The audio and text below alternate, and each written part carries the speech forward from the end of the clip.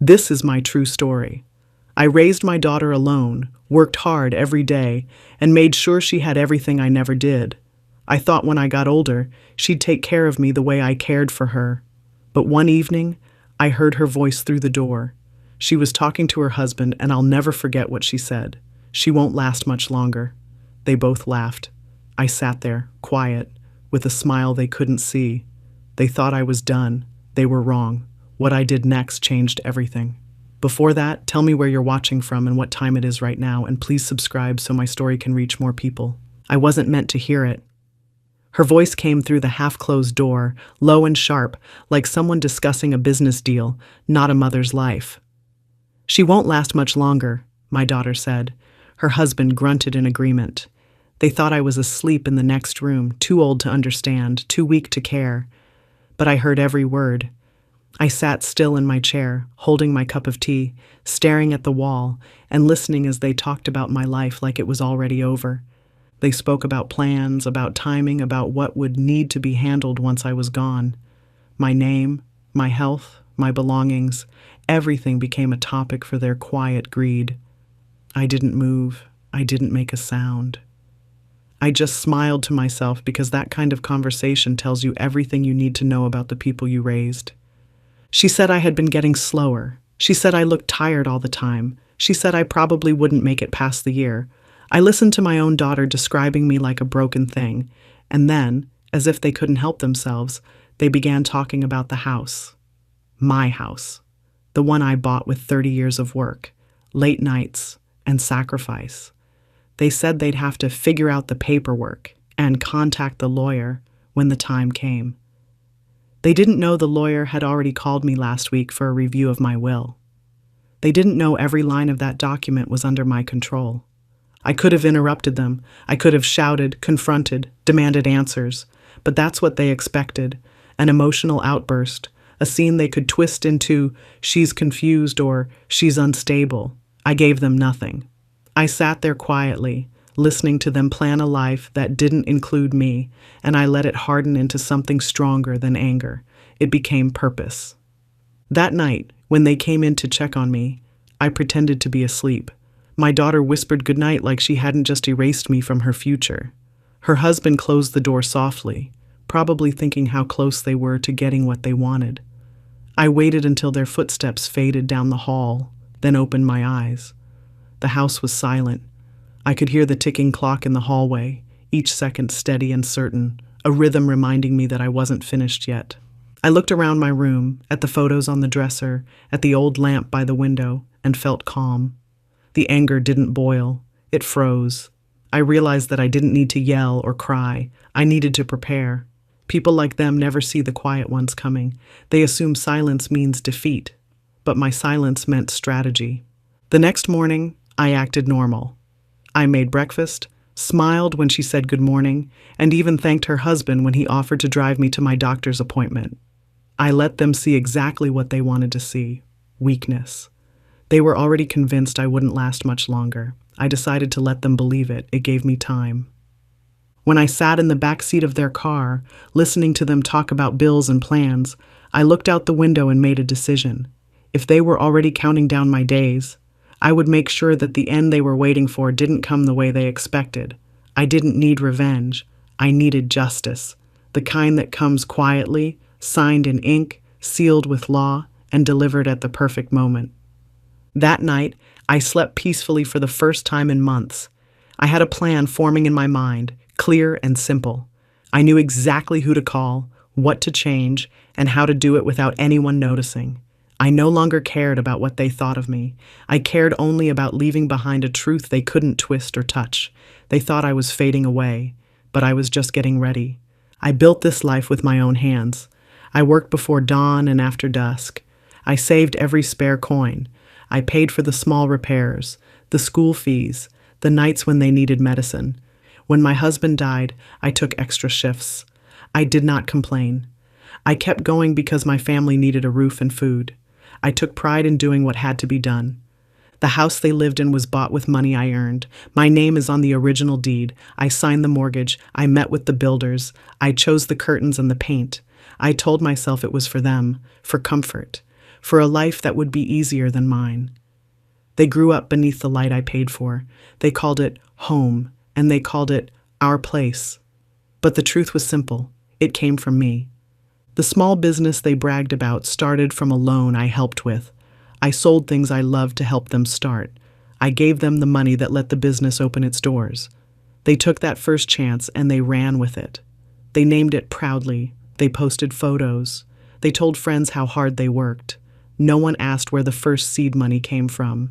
They never thanked the woman who stood behind the first check. Every comfort they now enjoy has my fingerprints under it. The new roof, the kitchen table with its scratches from years of plates, the heating when winters were sharp, I paid for most of it. When the car needed repairs, I covered the cost. When they wanted a small vacation once, I took less food for myself for 3 months so they could go. I did it because that is what mothers do. I did it because I thought love was measured by what you give. They forgot those nights when I did without. They forgot the hours I worked so they could sleep warm. They forgot the small jobs I took that left my hands sore. They forgot the times I stayed awake, worrying about school projects and job interviews. Memory is a funny thing. It keeps what you want and discards what is inconvenient.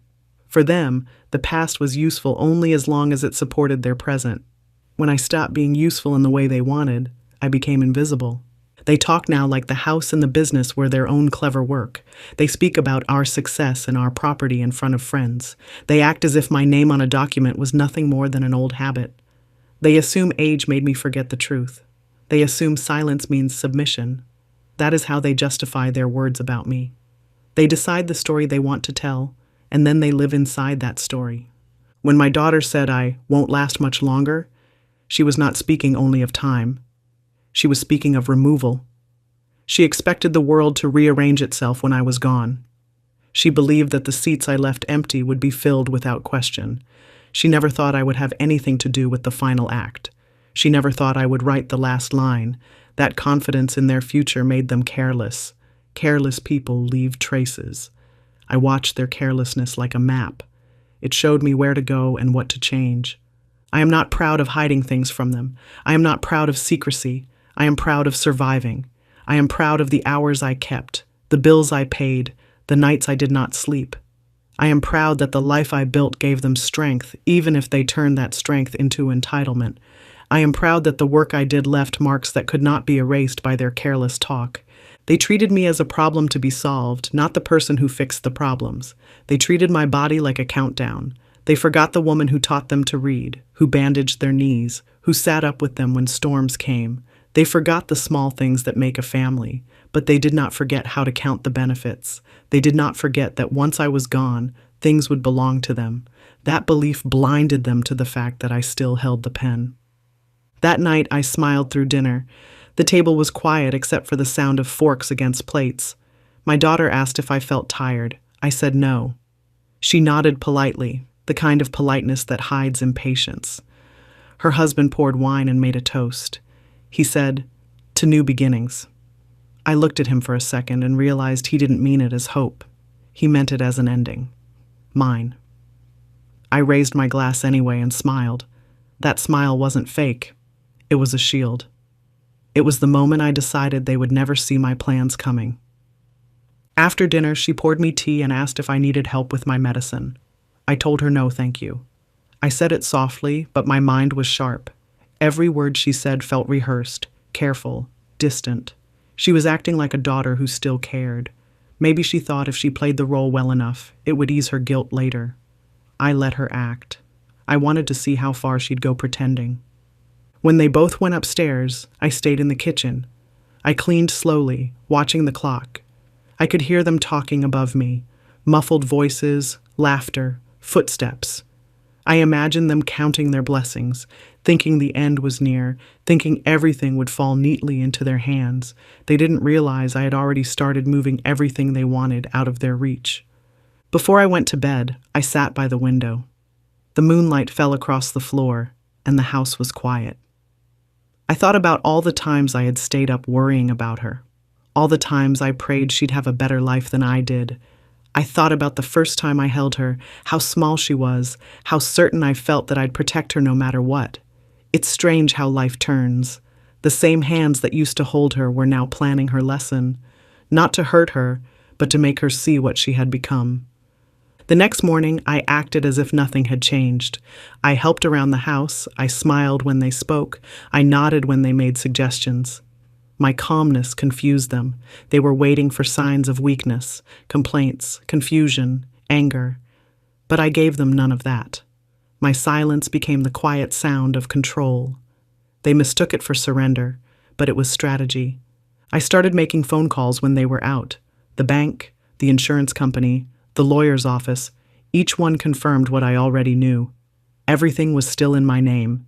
They hadn't moved fast enough. They didn't know how much protection years of responsibility had already built for me. I didn't need to fight. I just needed to update a few details. That evening I made dinner again. I sat across from them, watching as they talked about future plans, the trips they wanted to take, the renovations they wanted to do once things settled. I nodded, smiled, and passed them the salt. Inside, I felt nothing but calm satisfaction. They were building castles in the air with money that would never be theirs. When my daughter said, "We should update the documents soon, just to make things easier later," I looked straight at her and said, "Don't worry. Everything will be handled."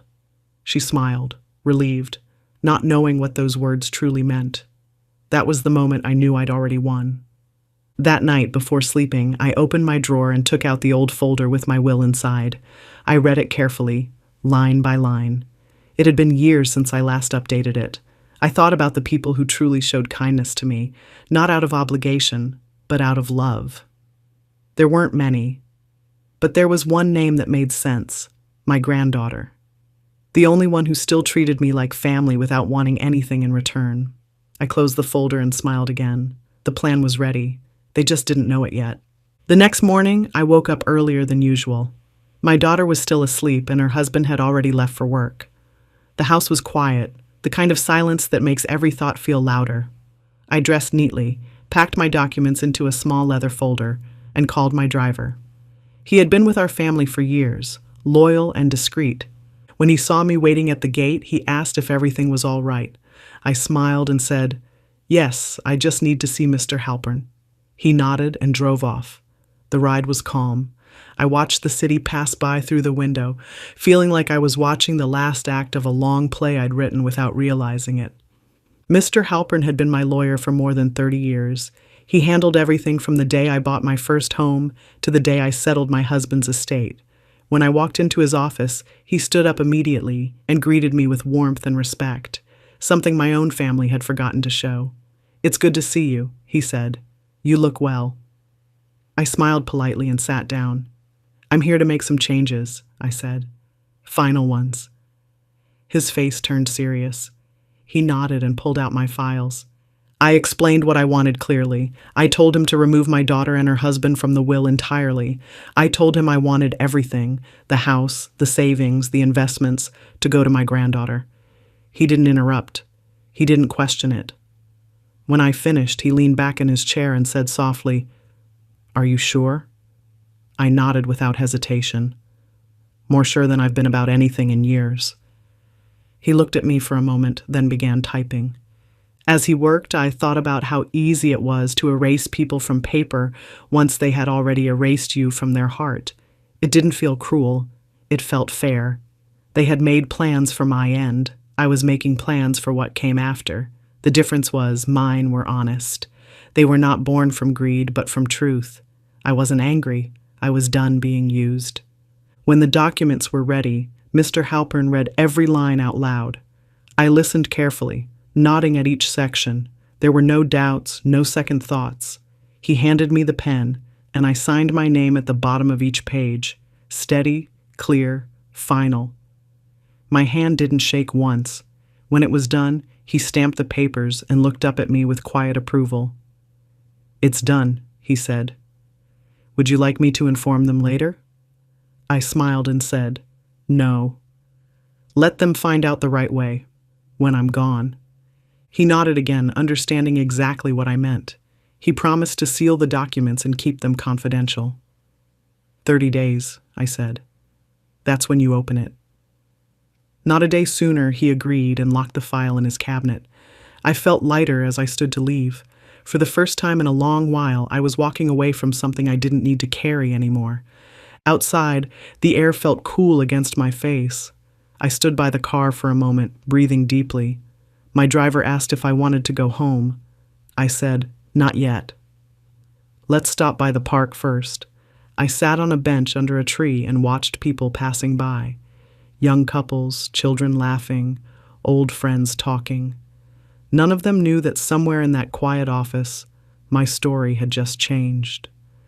When I got home later that afternoon, my daughter asked where I'd been. I told her I went to see an old friend. She smiled, pretending to care, pretending to listen. I smiled back, pretending to believe her. That evening, when she poured my tea, I said, "You were right about one thing." She looked confused. "What's that?" she asked. I said, "I won't last much longer." Then I turned back to my newspaper and let her believe it.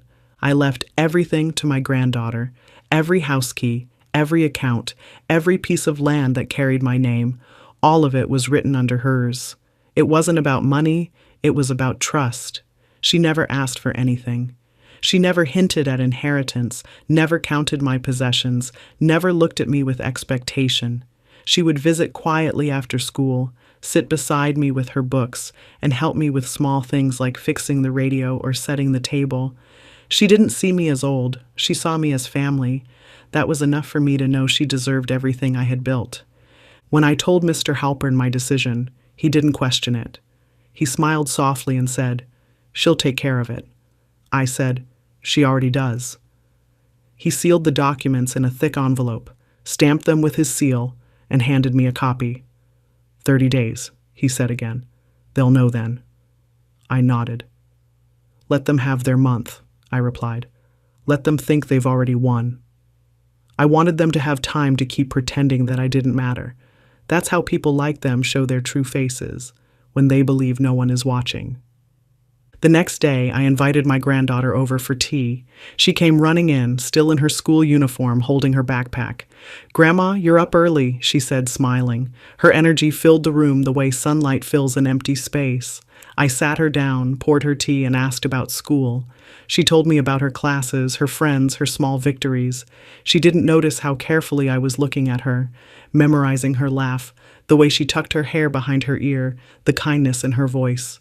She had something in her that reminded me of the version of my daughter before greed changed her. Before she left that day, I gave her a small key. "Keep this safe," I said. She asked what it was for. I smiled and told her it was for something that would belong to her someday. She laughed and said, "I don't need anything, Grandma." I just liked being here. I almost cried, but I didn't. I just nodded and told her to go home before it got dark. She waved goodbye, not knowing that key was more valuable than anything her mother had ever touched. That night, my daughter came into my room asking questions. She wanted to know why I had been out so much lately, what I had been doing with my papers, and why I'd been talking to the lawyer again. I told her I was making sure everything was in order. She pretended to be concerned, saying she just wanted to help with arrangements. I told her everything was fine. She smiled, but I could see the unease behind it. She had spent so long planning for my end that she didn't know what to do when I looked calm. For the next few days, I acted as though nothing had changed. I helped around the house. I answered politely. I even let her husband brag about his business during dinner. I kept quiet and listened to their false confidence. They had no idea that every time they mentioned our home, I was hearing her home. Every time they said, "When she's gone," I thought, "When you're gone." It was almost funny, the way they counted what they didn't own. When I lay in bed that night, I felt peace for the first time in years. I had done what needed to be done. My granddaughter's future was safe. My daughter and her husband could talk all they wanted, but words don't change ink. The papers were signed, sealed, and stored. All that was left for me was time. I didn't fear it anymore. I was ready. I told Mr. Halpern not to contact anyone until 30 days after my passing. He agreed, saying, "It's a good plan." It wasn't just a plan. It was my final lesson. Let them see what it feels like to live 1 month thinking they've already won, only to find out they were never even in the race. That's the kind of truth that stays with people. That's the kind that doesn't fade. For the next month, I became an actress in my own home. Every word, every smile, every sigh was part of the role I chose to play. My daughter and her husband thought my silence meant weakness. They thought the calmness on my face was acceptance. They had no idea it was the calm of someone who had already won. I woke up every morning and followed the same routine: breakfast, tea, small talk. I listened as they spoke to each other in soft, polite tones whenever I was around. The same people who once ignored me now treated me like fragile glass, afraid I might break before their plans were ready. I watched them carefully. Each forced smile, each exaggerated gesture of concern told me everything. They started bringing me flowers, not expensive ones, just enough to look thoughtful. They cooked dinner twice that week, something they hadn't done in years. Her husband even asked how I was feeling, pretending to care while checking my reaction. My daughter would hold my hand sometimes and say things like, "You should rest more, Mom." She looked at me like she was counting the days. Every small act of kindness was soaked in guilt. I could see it in her eyes, but I played along. I thanked them both. I smiled when they smiled. I praised their efforts. It was a quiet kind of theater, and I was the only one who knew how it would end. Sometimes I'd sit in the living room while they whispered in the hallway, thinking I couldn't hear. They spoke about money, insurance, the house, always circling back to what would happen after. They didn't realize I had already changed everything. I'd sip my tea and let their words float past me, calm as ever. It was strange how easily I could watch them without anger.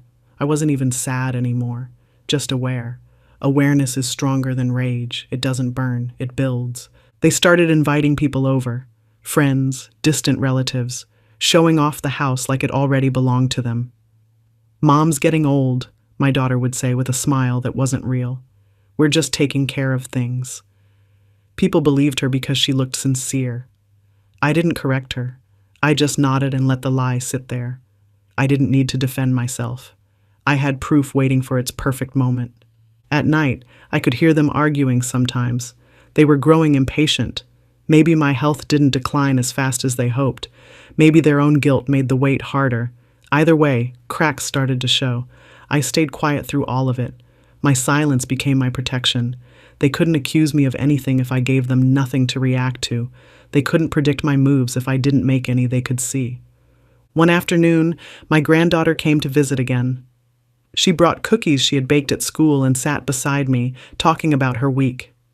My daughter hovered in the doorway, trying to listen, trying to control the conversation. But I ignored her and kept talking to the only person in that house who reminded me that love still existed.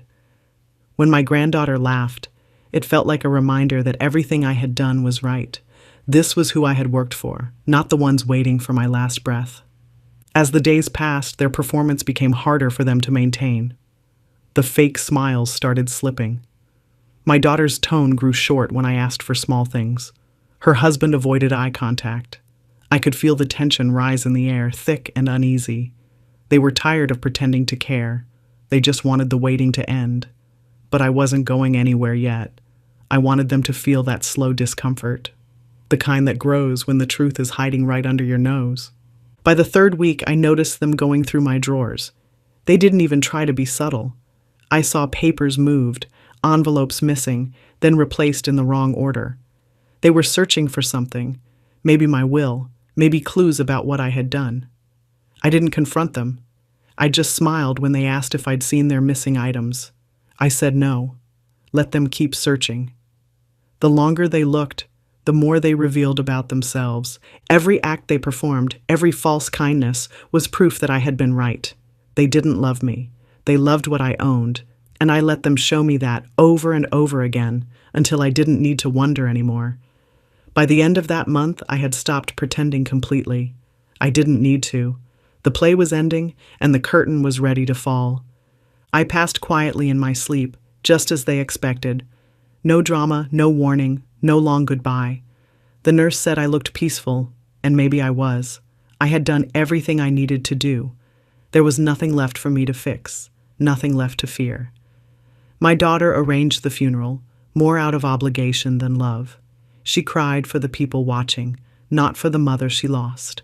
Her husband handled the guests and the flowers, trying to look responsible. I saw it coming, even before I was gone. They were already preparing for the next part, the part where they thought they'd finally get everything they wanted. 3 days later, they gathered in the living room for the reading of my will. It was the same room where I once sat listening to them whisper about my death. Now it was filled with silence so heavy you could hear the clock ticking. My lawyer, Mr. Halpern, arrived exactly on time. He carried the sealed envelope and placed it on the table with care. My daughter sat straight, trying to look calm, her husband beside her pretending to be supportive. My granddaughter sat quietly in the corner, her hands folded, unaware of how much her life was about to change. Mr. Halpern began reading with his usual steady tone. He didn't rush. Every word was measured. To my daughter and her husband, he read, "Thank you for reminding me who truly deserves my name." My daughter frowned, not understanding at first. Her husband shifted uncomfortably in his seat. Then came the next line, and the room changed. As of this day, all properties, accounts, and holdings under my name are to be transferred to my granddaughter, sole inheritor. My daughter blinked, confused, then angry. She looked at her husband for help, but he looked as lost as she did. The lawyer continued reading, explaining the legal clauses, the signatures, the witnesses. It was official. It was final. There was nothing they could do. The color drained from her face as she realized she had just lost everything she assumed was hers. Her husband leaned forward, his voice low and shaky. "There must be some mistake," he said. Mr. Halpern looked up from the papers and shook his head. "No mistake," he replied. These were her last instructions, signed and verified.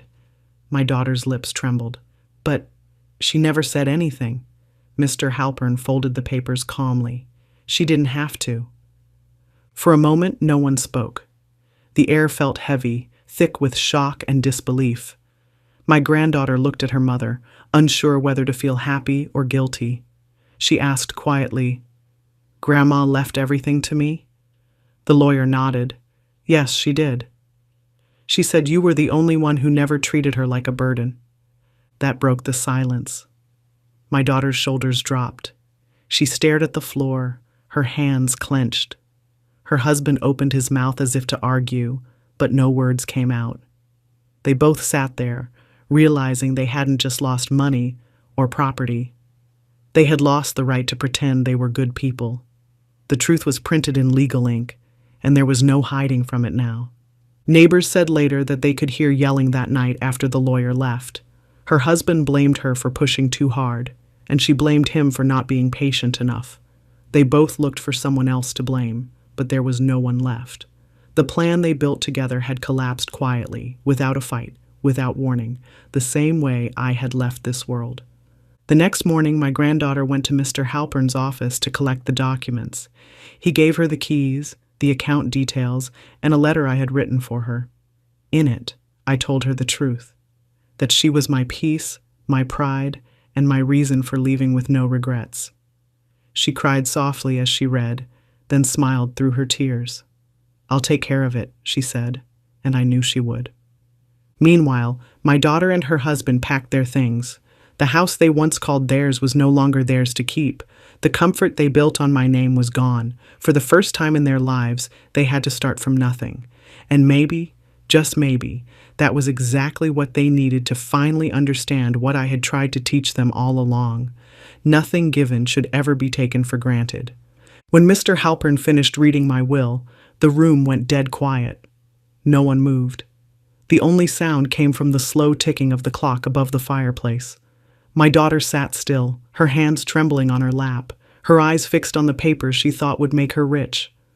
Her husband leaned back in his chair, pale and speechless. They looked like two people who had forgotten how to breathe. The silence wasn't peaceful. It was heavy, the kind that presses down on you when truth finally arrives.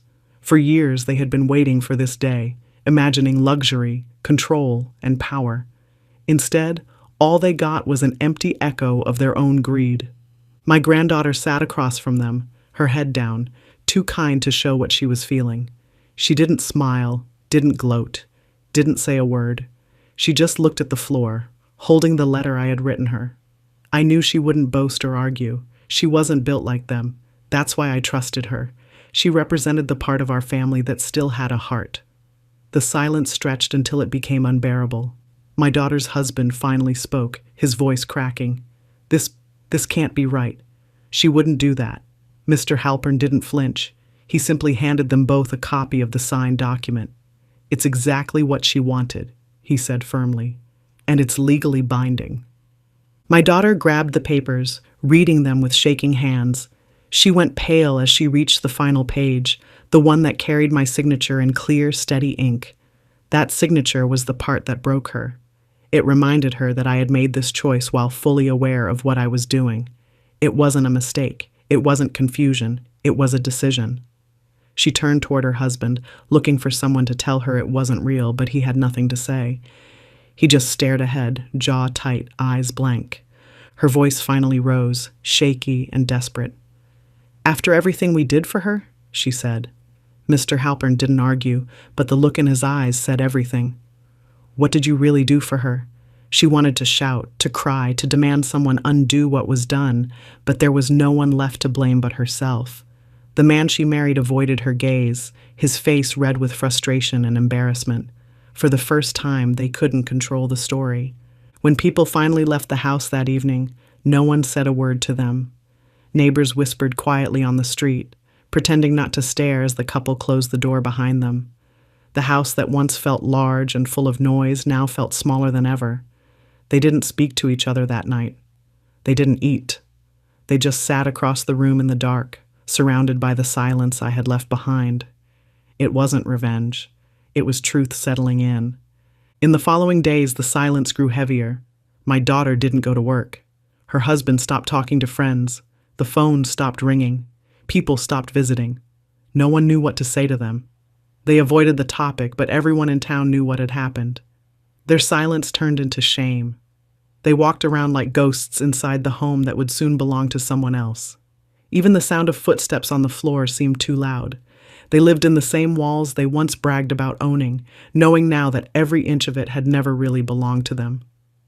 My granddaughter came once more before the house was sold. She knocked gently and entered with Mr. Halpern to collect the last keys. My daughter stood by the window, her husband sitting nearby, both staring at the floor. Mr. Halpern explained the final steps calmly. Neither of them said a word.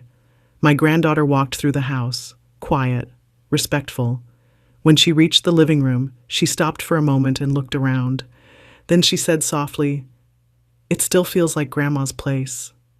My daughter closed her eyes but said nothing.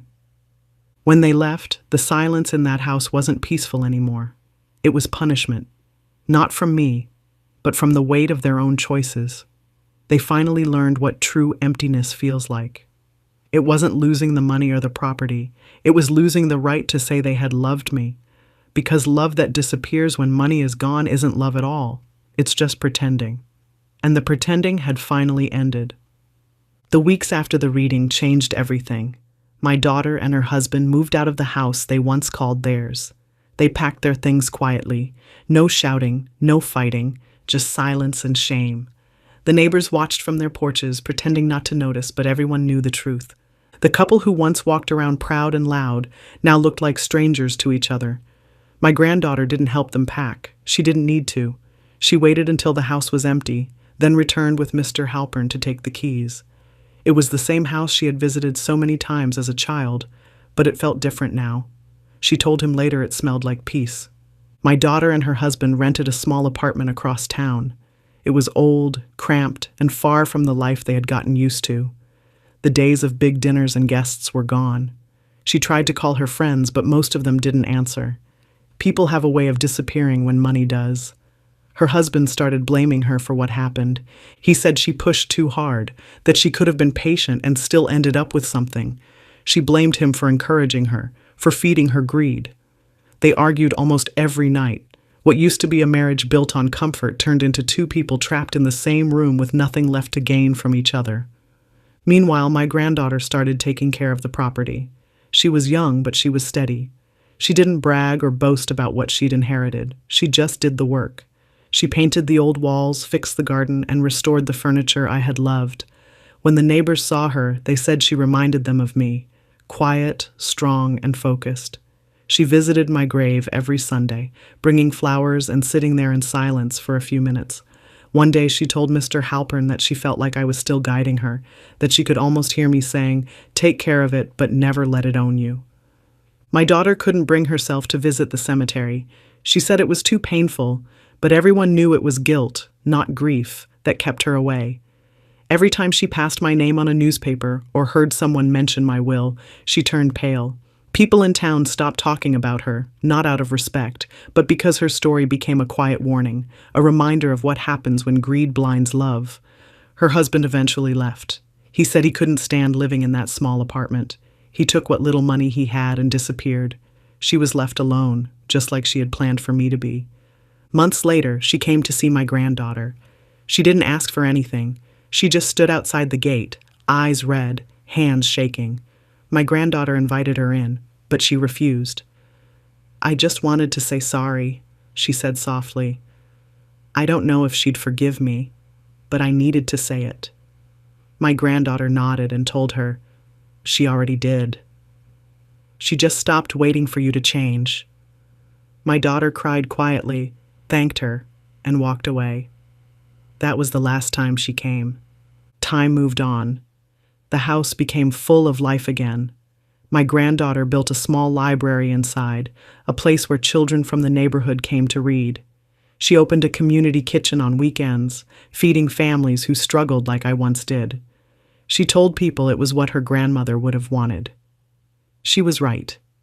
Every bit of kindness that came out of that house was worth more than all the money my daughter had wanted to control.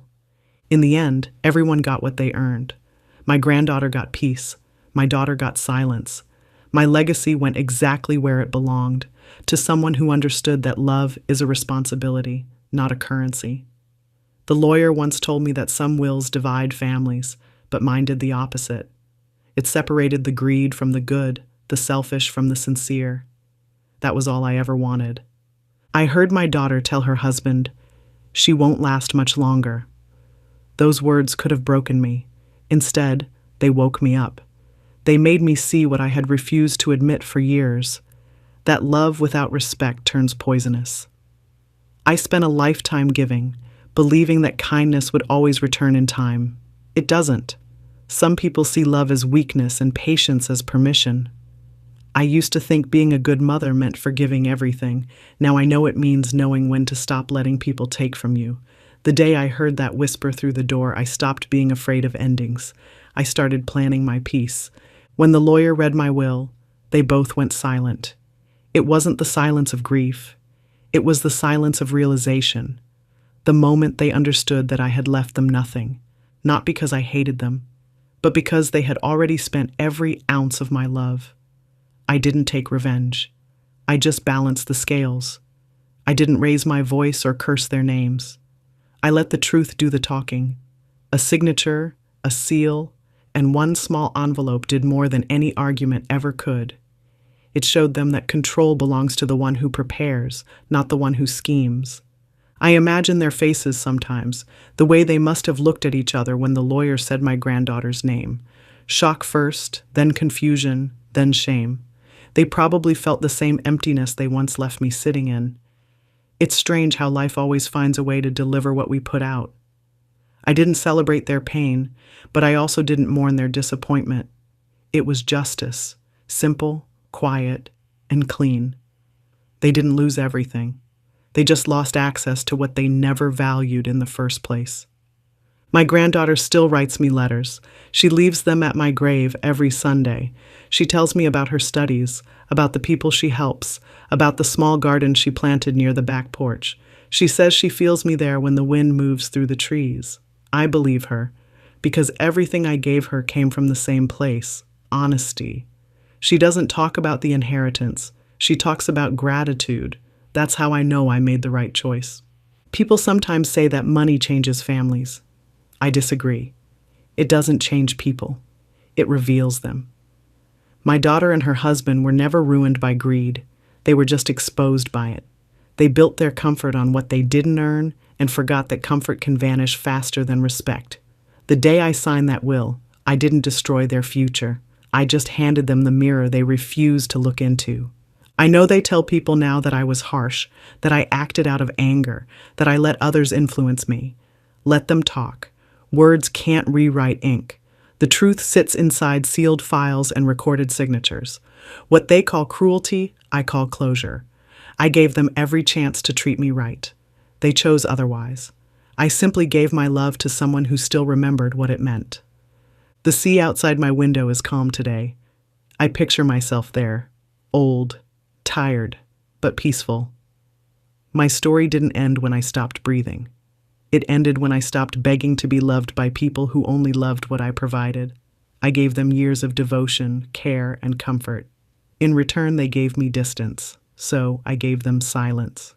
In the end, it was the fairest trade of all. They thought death would take my power, but death doesn't take power. It reveals where it truly was all along. When Mr. Halpern opened that envelope and read my words, my hand wasn't shaking. Even from the grave, my voice was steady. I had already spoken. I had already won. My daughter's silence that day wasn't respect. It was realization. She finally understood what she had lost. Not wealth, not property, but me. The only person who ever gave without asking for anything back. That was the inheritance she could never reclaim. And that silence, that was my peace, delivered exactly on time.